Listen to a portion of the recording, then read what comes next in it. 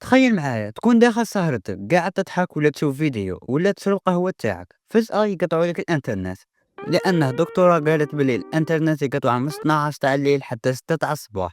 قولي والله هذه الجزائر ولا كوريا الشمالية؟ قبل ما نغوصوا في الموضوع صلوا على النبي عليه الصلاة والسلام. وما تنساوش ديروا جيم وتشتركوا في القناة. راكم مع صوتكم صوت الجزائر الواعي، نحكيو صراحة ونحلوا الواقع ونردوا على التخلويط بكلمة الحق. اليوم نهضروا على واحد الدكتورة طالبت باش يقطعوا الانترنت تاع الليل من منتصف الليل حتى 6 تاع الصباح. والسبب تاعها قالت باش الشباب يريح.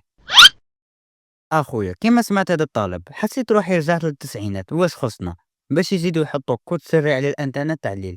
ولا خلاص نرجعوا نمشيو بالكارطة الرمادية؟ الواقع يقول بلي الجزائري صعب 100%.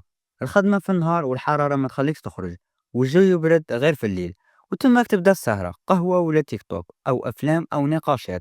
حتى الناس يلقاو راحتهم في هذا الوقت. ولكن هل عندها الحق؟ نعم، نخلو السخرية شوية. الدكتورة عندها نقطة مهمة. كاين شباب يسهر بالساعات بلا فايدة، مخدر بسكرول، ماشي قادر يفيق حتى الصباح. كاين راقد حتى 12 تاع الصباح بلا فايدة. كاين أطفال يسهروا ويتفرجوا في التيك توك ويسمعوا كلام ماشي ليهم. هل الحل هو غلق الانترنت؟ لا. سؤال نطرحه بقوة، هل غلق الانترنت راح يحل المشكل؟ جواب أكيد لا. راهو قمع، واللي حاب بزنس أو يخدم أو يدير مونتاج أو يتعلم راح يتضرر.